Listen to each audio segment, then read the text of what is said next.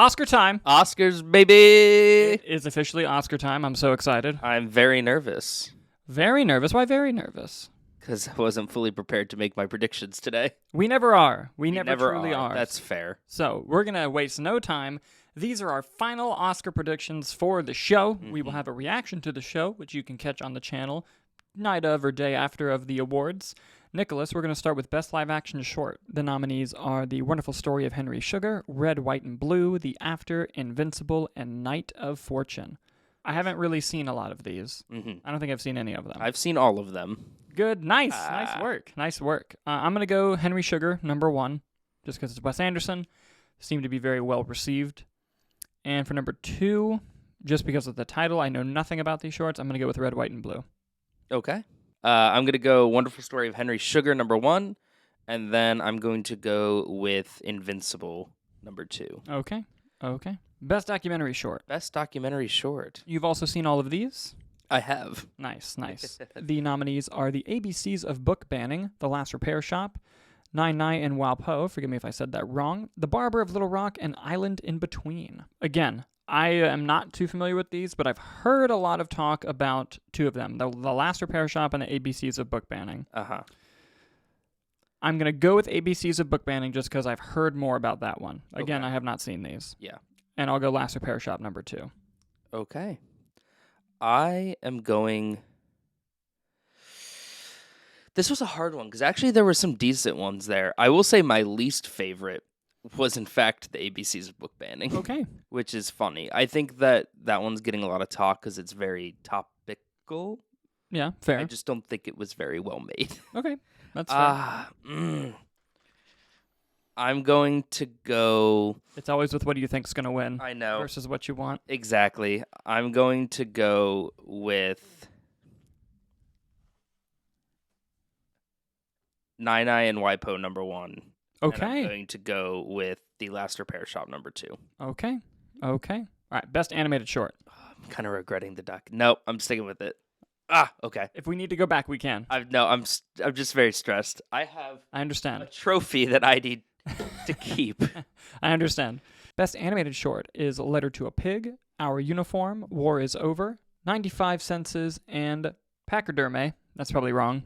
Pachyderm? So I think it's pachyderm, but when they announced it, they pronounced it pachyderme when they did so I'm going to assume that might be correct. Okay. Because I don't think they would have gave it to the presenters I'm going to go number 1, Letter to a Pig, just because I like that vibe. Okay. And then number 2, I will go Our Uniform, just because I don't know. It just seems like it.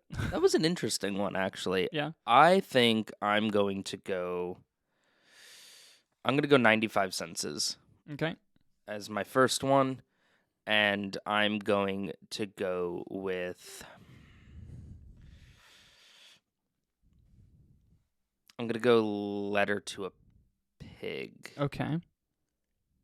Second. It's these categories where the game gets stolen. Yeah. By the way, I have some nutty picks for... I'm going... I'm not the returning champ. What do I got to lose? That's fair. I'm going crazy this year, buddy. I'll tell you which one's not going to win, and that's War's Over. I didn't like Letter to a Pig. Mm-hmm. I liked Our Uniform and Pachyderme more, but I could see a reason why Letter to a Pig might win. That's fair. So I feel confident in 95 Senses, but I just want the in there. Yeah, no, that's fair. That's fair. Best International Film: The Zone of Interest, Society of the Snow, Perfect Days, The Teacher's Lounge, Lo Capitano.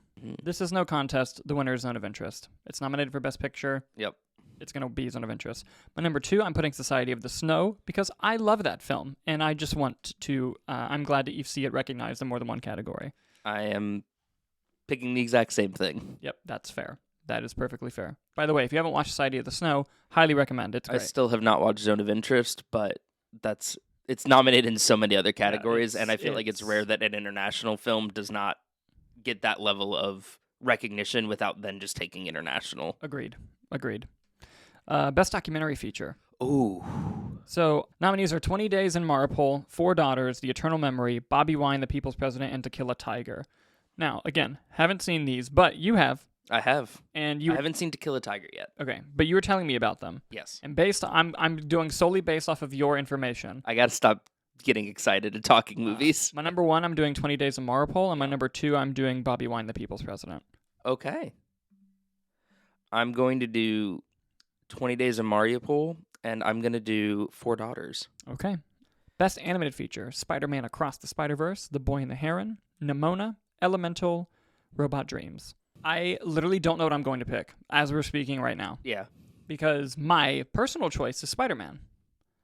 However, I think Boy and the Heron has a huge chance of upsetting here. Mm-hmm. Just it's been a long time since Mirazaki's came in. Spider-Man's already won.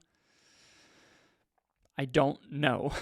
See, don't. With stuff like this, it's always conflicting to me because it's best animated feature. So are you ranking it then on also the animation, or are you looking at it in terms of everything? Because I think that Across the Spider-Verse has an excellent story, but I think the dramatic impact of The Boy and the Heron is so much more impactful. Mm-hmm.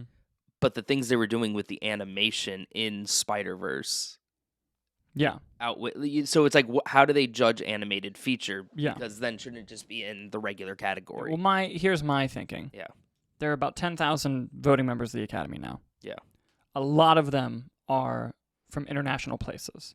Hence why a lot of international features get a lot of love, which I think is a great thing. So that has Boy and the Heron. But a lot of people like that Spider-Man movie. And in typical fashion, a more popular film typically wins this award. Typically, not all the time. And both of these were popular films. Now... You're right. We should give it to Nimona. Absolutely. But here's the thing. Yeah.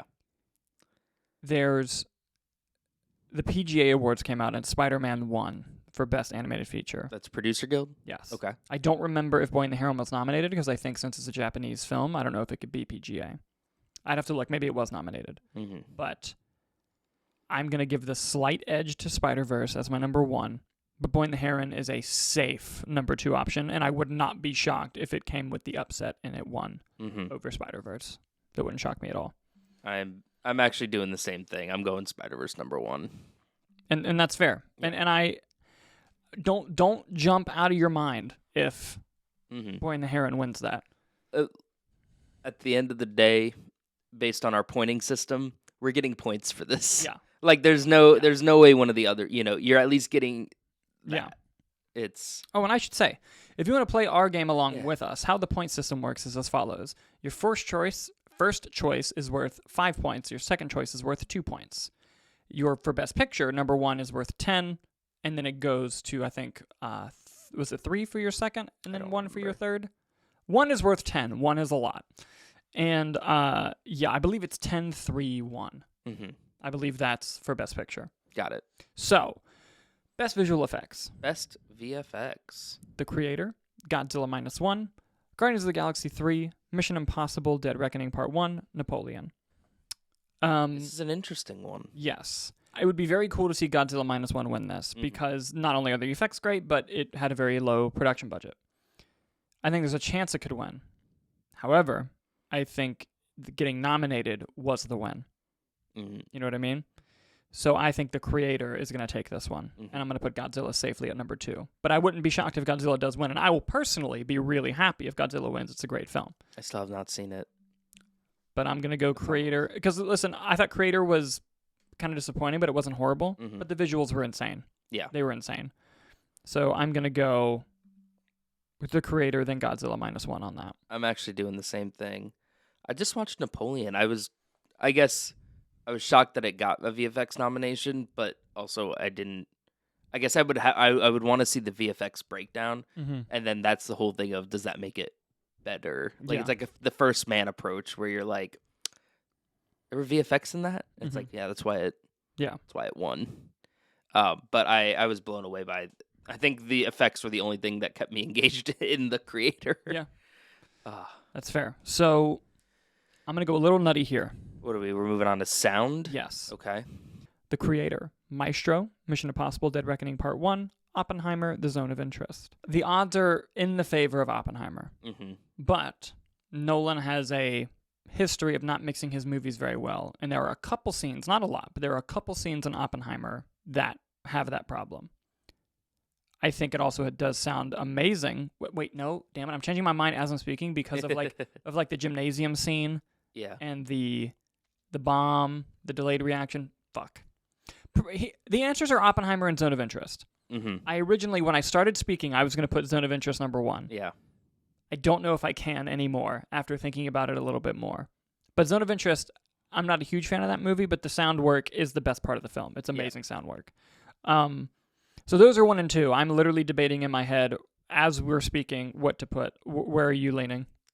I haven't seen Zone of Interest, so my bias is toward Oppenheimer, and I think I'm going to lean into it and go Oppenheimer number 1. But based off of everything that's been said, I am going Zone of Interest number 2. I'm going to do the same thing. When I started, I was going to do Zone of Interest 1 and be crazy, but I'm going to play it safe and do Oppenheimer for that. All right, let's move on to Best Original Song. This is going to be an interesting one. Best Song. Barbie, What Was I Made For? Killers of the Flower Moon. Wazazi, forgive me if I said that wrong, A Song for My People. Barbie, I'm Just Ken. American Symphony, It Never Went Away. The Fire Inside, Flamin' Hot. I actually don't think it's very interesting at all. I think What Was I Made For has it in the bag. Mm-hmm. I think number 2, I don't think I'm Just Ken has a realistic chance of winning. American Symphony might have a chance because that documentary wasn't nominated, which was a huge surprise. Mm-hmm. But also, the Killers of the Flower Moon song is really good. That was a really good one. I'm going to give it to the American Symphony song for number 2. Oh.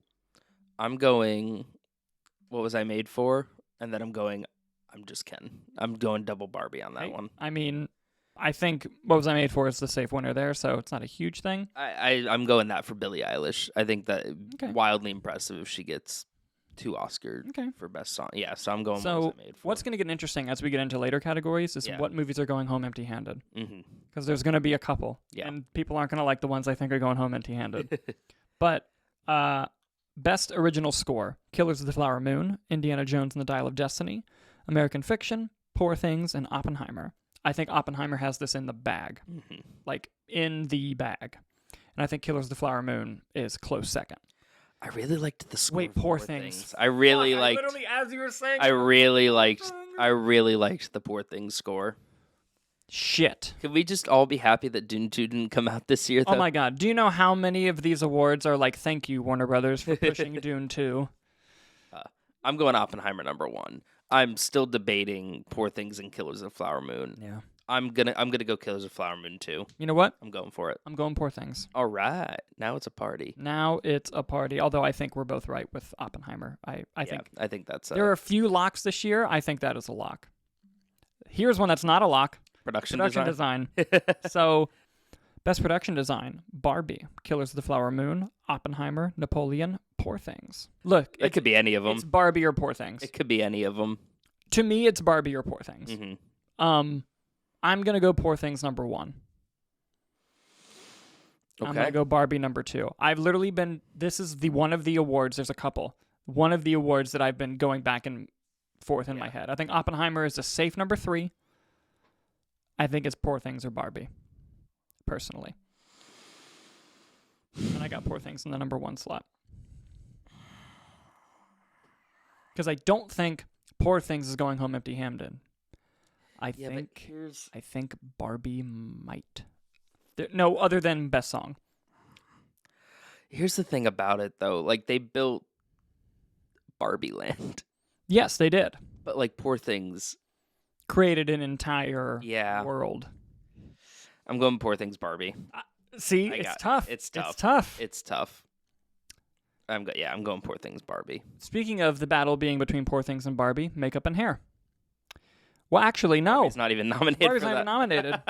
Best makeup and hairstyling: Golda, Oppenheimer, Society of the Snow, Poor Things, and Maestro. I'm gonna go Poor Things number 1. Okay. I'll go Maestro number 2 because I feel like if Maestro is going to win an award, it is this one, and this might be the only chance it has.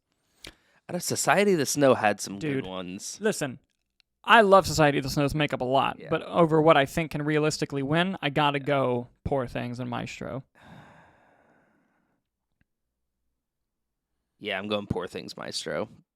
I'd be shocked if Poor Things doesn't Yeah. take it home. We're getting into the shit now, Nicholas. Editing. Oh, boy. Look at that list. Best film editing. Oppenheimer, Killers of the Flower Moon, Anatomy of a Fall, The Holdovers, and Poor Things. Oh, boy. Look at that fucking list, dude. So here's the thing. I have 3. I have 3 as well. I have 3. I have 3. It's between Killers of the Flower Moon, Anatomy of a Fall, and Oppenheimer. Same. So Is yours in that order, though? no. Okay. So Killers of the Flower Moon is edited by Thelma Schumacher, which you might be thinking, how could a movie that's 3.5 hours long win Best Editing? The consensus to a lot of Academy members right now is she made sure that movie wasn't longer than that. Mm-hmm. So, she's a legend. She's great. Well, there's that. And the movie's edited well. Well, what do you cut? You can't. And that's the thing. She Yeah. got that down to the only bare length it bones. could be. Yeah. Next is Oppenheimer. Again, a movie that's 3 hours long. But a lot of that story is not only told non-linearly, which for whatever reason, Academy loves when editors do that. And 2, the actual editing itself is exceptional, especially in its key sequences. Anatomy of a Fall, though, knows exactly when and when not to show you something. Well, so there's that, and also just the way they edited these long 15, 20-minute courtroom sequences where you are just Locked in. enthralled, and it's just people talking. Yeah. And, just the pacing and how it knows when, we need to go back and forth and then just stop. I genuinely, I don't know. Because Thelma Schumacher, huge name. Yeah. So does she just have the in off of... It's tough. Is it name alone like John Williams makes movie score? And let me throw you another one that could sneak in and take it. Holdovers. Yeah. I think it's really those 3. I don't know where I'm going to go. So I'm gonna do it.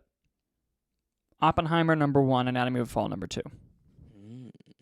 That's my pick.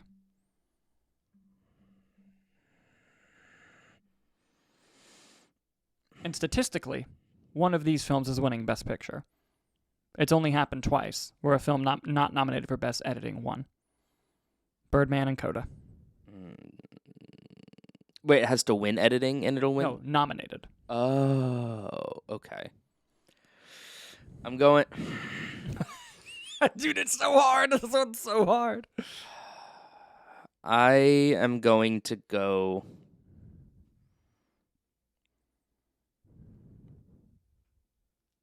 Would I be crazy to do Anatomy? I don't think... It's my number 2. I don't think it's crazy. No, but is it crazy to have it as number 1? Listen, the Oppenheimer sweep could be very real. That's what I'm... kind of why That's what I'm concerned about, Yeah. is the Oppenheimer sweep.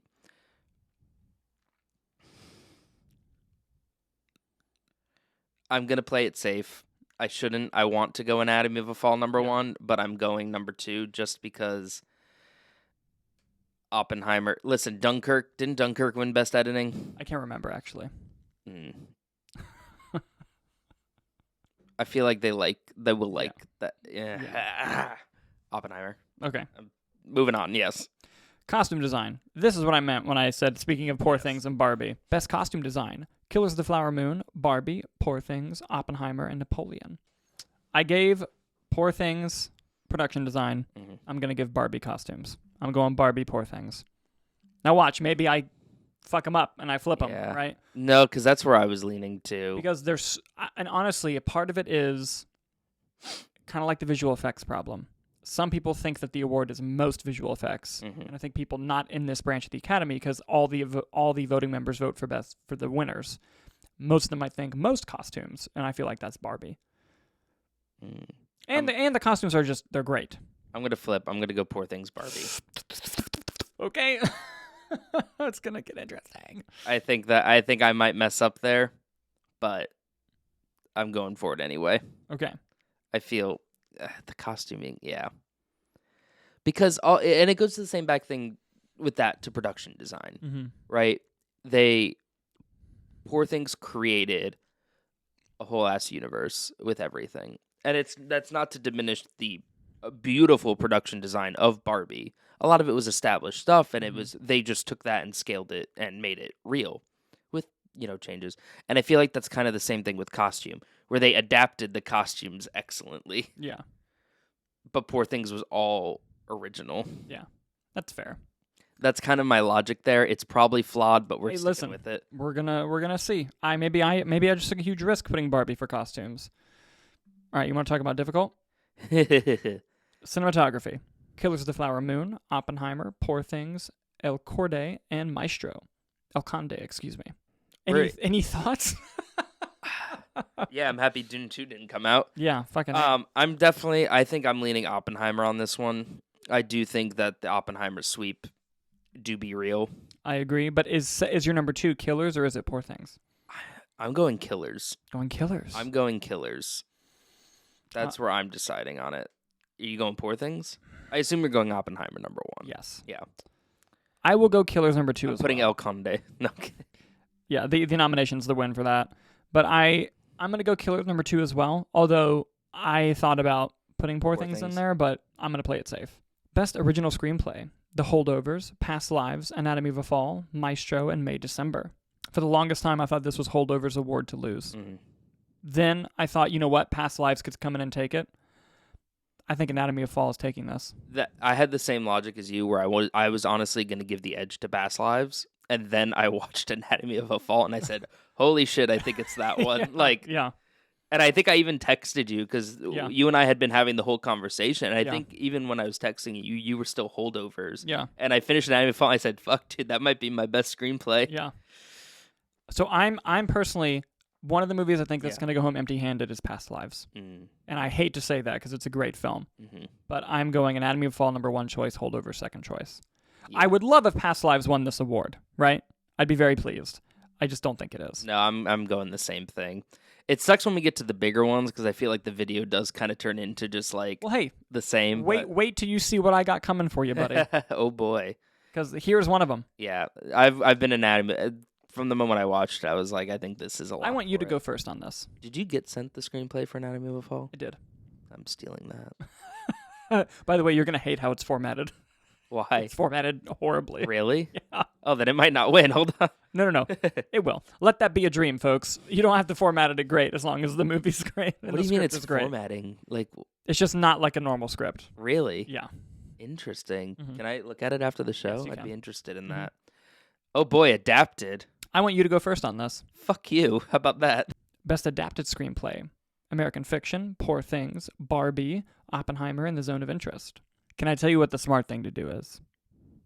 The smart thing would be to put American Fiction as number 1. Really? Yes. I just fundamentally disagree. Because the WGA awards aren't coming out until after the Oscars this year because of the strikes. So we have nothing. However, at the Independent Spirit Awards, they combine the categories. They combine adapted and original. And at the Indie Spirits, Past Lives won Best Picture, Celine Song won Best Director, American Fiction won Best Screenplay. Can I tell you what I'm doing, though? And it's fucking wild. Do you want to hear what I'm doing, or do you want to go first? You go. I think I might be doing Barbenheimer. Barbenheimer? Barbenheimer. What order? Barbenheimer. Do you know why I'm doing Barbie number 1? Because people are fucking mad that Greta was not nominated for Best Director. And I have a feeling that a lot of people were like, nope, I'm going to vote for Barbie. And I think the screenplay is the weakest element of the film, which I think is going against it. And Oppenheimer's written in the first person, which we may think is silly, but that's very new. Oppenheimer has a solid chance of winning. Well, my logic behind Barbie is, 1, all of that, and 2, I think that after the whole debate and everything, at the end of the day, what they were able to adapt from Barbie, I think is very impressive, and make it. And I think it's not necessarily about the actual context of the screenplay as much as it is the successes of it. Yeah. With that. I agree with you. I mean, listen, you have James Cameron, who's the meanest son of a bitch out there. Yeah. I'm sure he's very lovely. In interviews, he can be quite curt. Like, literally praising to Greta Gerwig about Barbie. Yeah. And I was like, and I was like, oh, shit. Yeah. This might have a good chance. So I'm putting Barbie number 1 Yeah. because I think people are rallying to give that a major award and to give one to Greta. Yeah. American Fiction's number 2. You're going American Fiction. I'm going Oppenheimer. I'm doing Barbenheimer. Okay. Listen, I was going to put American Fiction number 1, Barbie number 2. But I feel you can't ignore your gut sometimes. Coward. And I feel like it's just going for Barbie. Let's get to 2 awards that are basically locked. Best Supporting Actor, Robert Downey Jr. for Oppenheimer, Ryan Gosling for Barbie, Mark Ruffalo for Poor Things, Robert De Niro for Killers of the Flower Moon, and Sterling K. Brown for American Fiction. Supporting Actor, it's Robert Downey Jr. I think Ryan Gosling is second. I think that's... Ruffalo was pretty funny. Listen, Ruffalo's amazing. All these performances are amazing. Yeah. I think Downey's got it in the bag. I think so. I want to put De Niro or Ruffalo over Gosling. But I think Downey has it 100% locked down that I want to put Ryan Gosling just because it's Ken. Yeah. And I think it's an excellent performance, don't get me wrong. Imagine the surprise and the speech if Ryan Gosling won. Yeah. Like, he would probably refuse it. He'd be like, I don't need this. He'd be like, no. Best Supporting Actress. Danielle Brooks, The Color Purple, Emily Blunt for Oppenheimer, Divine Joy Randolph for The Holdovers, American Ferrera for Barbie, and Jodie Foster for Nyad. Divine Joy Randolph, and it's not even close. Yeah. And I think second place is actually Danielle Brooks. I think she might do a surprise win there. I'm going to put Emily Blunt just because Morgan loves her. That's fair. And I also think it's Divine Joy Randolph. I think after her I'd go Danielle Brooks. After Emily for second? Yeah.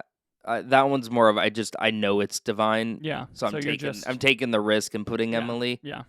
But yeah. All right, you want to get really fucking nuts? Let's get nuts. Best Actor. Best Actor, Cillian Murphy for Oppenheimer, Bradley Cooper for Maestro, Jeffrey Wright, American Fiction, Paul Giamatti, The Holdovers, and Coleman Domingo for Rustin.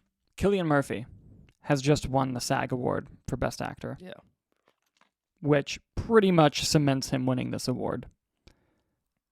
Paul Giamatti's my number 1 still. Really? I think there's going to be an upset. Yeah. I think this is the category, and I'm predicting it.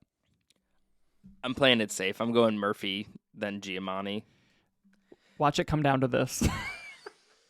Watch it come down to this. I hope that Paul Giamatti takes it just for the sole purpose of I want an In-N-Out photo. Yes. With the Oscar. 100%. How many fast food chains have reached out to his agency already? You know they have. Yeah.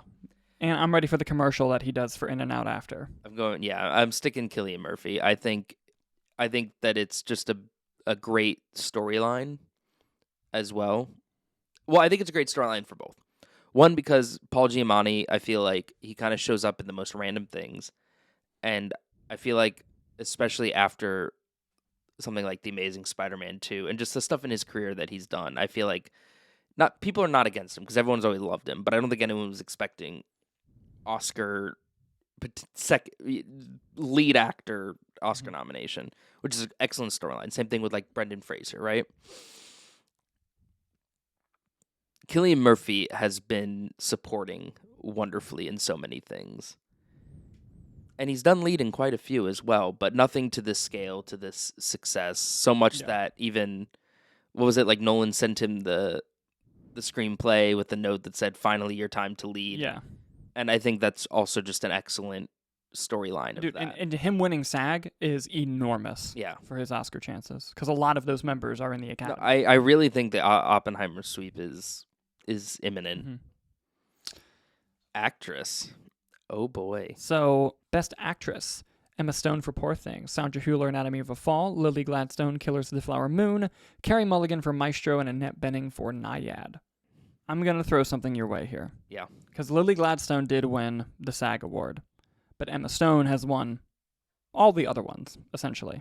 Are you familiar with the term vote splitting? What's vote splitting? Vote splitting is a huge faction of people want one person, but another huge faction want another person. Uh-huh. So therefore, neither person gets a majority vote. Oh. If votes were to be split between Lily Gladstone and Emma Stone, who rises? As like a third option? Who will overtake them, potentially? Sandra Hüller. You're going Sandra Hüller? I'm not. Oh. But you're just talking. I'm saying I think it's very possible. Yeah. I think it's very possible that Sandra Hüller sneaks this win. However, I'm playing it safe. I'm going Lily Gladstone number 1, Emma Stone number 2. That's where I was. Honestly, I went back and forth. I love Lily Gladstone's performance in Killers of the Flower Moon. Me too. But Emma Stone gives like a really good performance in Poor Things. And here's the thing. It's a toss-up to me. And I agree. But here's the thing. If they said Sandra Hüller's name, I would not be falling out of my seat shocked about it. Yeah. Which is why I'm putting her number 3. But I'm just saying, anything could happen. Best Director. Yorgos Lanthimos for Poor Things, Martin Scorsese, Killers of the Flower Moon, Justine Triet, Anatomy of a Fall, Jonathan Glazer, The Zone of Interest, Christopher Nolan for Oppenheimer. Nolan, I think it's his year. I think he's going to win Best Director. Yeah. However, my second choice is Justine Triet for Anatomy of a Fall. I could see that happening as well. That's where I was kind of leaning, but honestly, I think Yorgos, Poor Things was very wonderfully directed. But I'm going to go Nolan Scorsese. Nolan Scorsese? I'm going Nolan Scorsese. All right. And last but certainly not least, Best Picture. Best Picture. Maestro, The Zone of Interest, American Fiction, Barbie, Killers of the Flower Moon, Poor Things, Past Lives, Anatomy of a Fall, The Holdovers, and Oppenheimer. Look, number 1 is Oppenheimer. I think that's pretty clear. Number 2, Anatomy of a Fall. It's been rising in the ranks. My number 3 is Holdovers. See, that's interesting. I have the same but flipped. Yeah. I'm going Oppenheimer, I'm going Holdovers, and I'm going Anatomy of a Fall. And listen, I think that I think not Past Lives. I think Poor Things is also a very safe bet to throw in there. Yeah, Poor Things could take it too. Like I think if I had to cut it down to 5, I think if the Best Picture was 5 instead of 10, I think it's in no order in particular here. Oppenheimer, Holdovers, Anatomy of a Fall, Poor Things, Barbie. Poor Things, Killers. Poor Things, Killers. But yes, I think if Yorgos Lanthimos pulls off the director for Poor Things, then it's like they're about to fucking win Best Picture. I think that's possible. Yeah. But I'm pretty solid in my choices. I'm very terrified. Locked and loaded. Locked and loaded. Oh boy. Fuck. Yikes. I put in the time to do as much research as I could, and I hope that it paid off. But the hindrance is what might be in the talk versus what I think is actually good. Yeah. Is very different. True. Which is the hard part. Yeah. We always have buyer's and seller's remorse when we make these picks, but I'm going to stand by them, and I'm going to stand by them proudly. I'm going to be thinking tonight and be like, fuck, I fucked up. Same. I do it every year. Yep. What are your guys' predictions? Let us know in the comments below. Thank you guys so much for watching, and we will see you at the Oscars.